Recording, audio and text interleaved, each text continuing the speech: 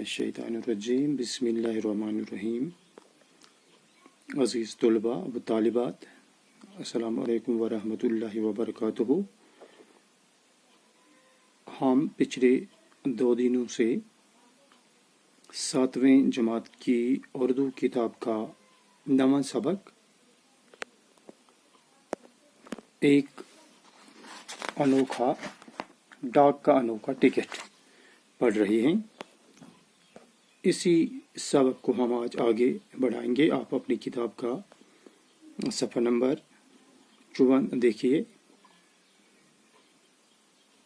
तो कल के सबक में हमने ये पढ़ा कि ये हाजी नाम का जो ये कुत्ता था, ये अपने मालिक का कितना वफादार था और उस के मरने के बाद 7 साल तक मुतवातिर ये स्टेशन पे, सुबह स्टेशन पे आया करता था और शाम को मुंह लटकाए वापस जाता था। तो ये बात जब आम लोगों तक पहुंची तो एक अखबार नवीस ने इस हाजी की इस वफादारी पर अपने इस अखबार में एक मजमून छपवा दिया और इस तरह ये हाजी पूरे इस जापान में मशहूर हो गया।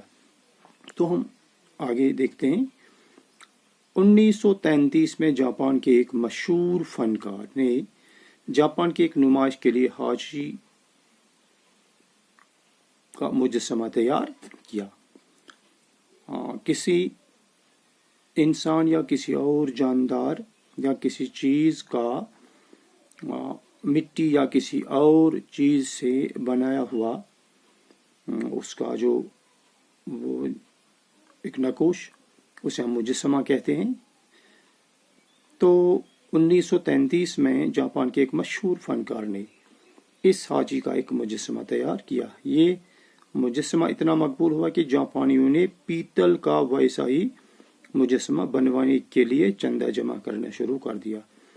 ये मुजस्समा इतना मशहूर हुआ कि जो जापान के लोग थे, इन जापान के लोगों ने ये तैयार किया, ये फैसला किया कि हम इस ऐसा ही एक मुजस्समा बनाएंगे इस हाजी का जो कि पीतल का बना होगा। तो इसके लिए उन्होंने पैसे जमा करने शुरू कर दिए ताकि इसका मुजस्समा शुबोया स्टेशन के सामने लगवा दिया जाए, ताकि इसका ये मुजस्समा जो बनाया जाएगा इसे इस रेलवे स्टेशन के सामने लगवा दिया जाए।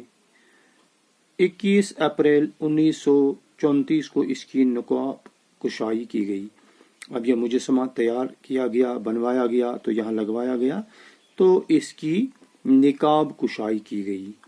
एक प्रोग्राम मुनक्कद किया गया जिसमें इस मुजस्समे से निकाब हटाया गया और ये अवाम के लिए वक़्फ़ किया गया। कहा जाता है कि इससे पहले किसी मुजस्समे की निकाब कुशाई के वक़्त जापान में इतना बड़ा मजमा कभी इकट्ठा नहीं हुआ था।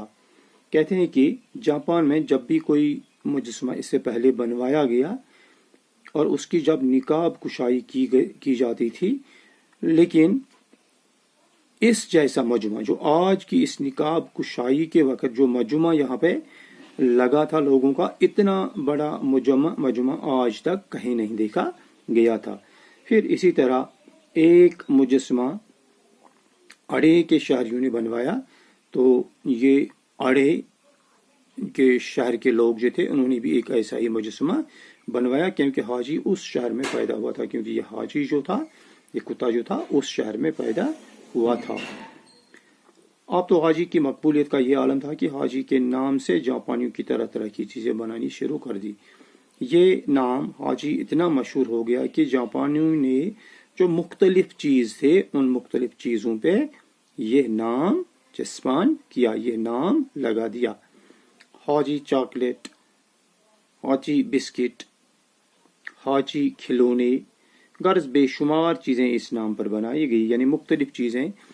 चॉकलेट इस नाम से बनाया गया, हाजी के नाम से बिस्किट बनाए गए। जिस तरह यहाँ हम देखते हैं हमारे पास जो मुख्तलिफ तरह के बिस्किट्स होते हैं, क्रैक जैक है, اسی طرح گڈ ڈے ہے یا جو باقی اقسام ہیں گلوکوز ہیں. تو اسی طرح اس کے حاچی نام کے بسکٹ، چاکلیٹ، کھلونے وغیرہ بنائے گئے. یہی نہیں، جاپان کے شاعروں نے حاجی کی وفاداری پر اچھی اچھی نظمیں کہیں.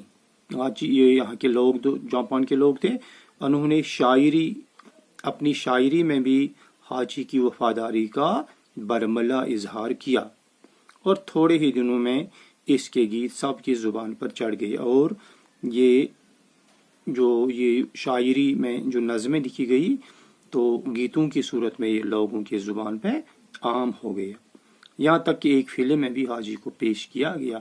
یہاں تک یہ بھی اتنا ہی نہیں، بلکہ ایک فلم بنائی گئی جس میں حاجی کو پیش کیا گیا، یعنی حاجی کا کردار، جس میں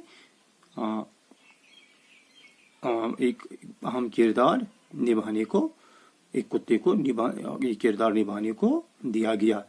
لیکن حاجی ان تمام باتوں کے بعد بھی اسی طرح اسٹیشن پر اپنے مالک کا انتظار کرتا رہا. لیکن ان سب چیزوں کے باوجود حاجی خود ان سب سے دور، ان سب باتوں سے بے خبر، مسلسل اس اسٹیشن پہ آتا، سویرے آتا، پورے دن انتظار کرتا اور شام کو منہ لٹکائے واپس چلا جاتا. یہ سلسلہ 10 سال تک جاری رہا، اور یہ سلسلہ پورے 10 سال تک جاری رہا. وہ مرتے دم تک اپنے مالک کو نہ بھولا، اور اس کے بعد یہ کتا مر گیا، لیکن مرتے وقت تک یہ اپنے مالک کا وفادار رہا اور اسے نہ بھولا پایا.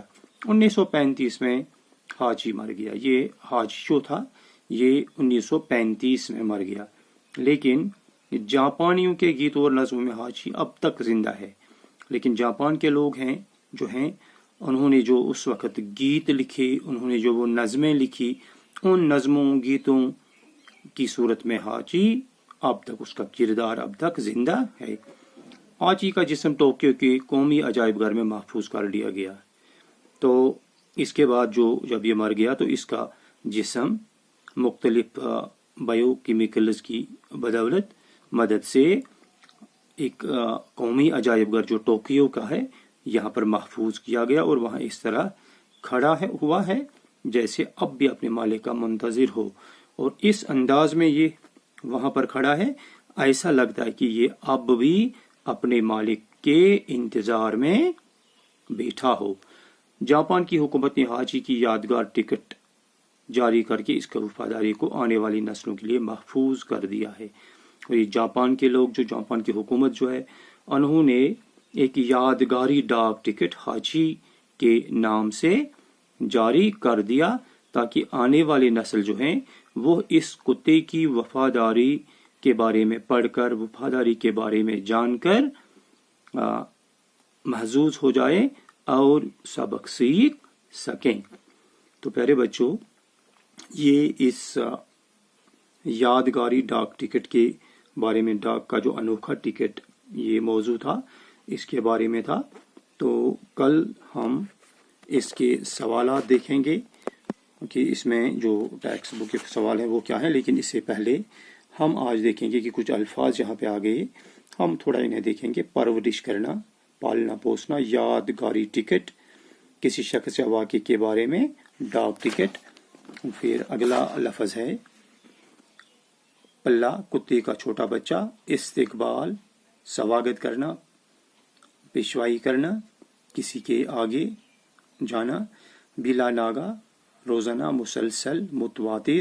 معمول، وہ بات جو روزانہ کی جائے، یعنی ایک ایسا کام جو آدمی بغیر کسی رکاوٹ کے، بغیر کسی بریک کے مسلسل دہراتا رہے. منہ لٹکائے ہونا، مایوس ہونا، ناراض ہونا، شرمندہ ہونا. متصل، پاس، قریب. نقاب کشائی کرنا، پردہ اٹھانا. منتظر، انتظار کرنے والا، راہ تکنے والا.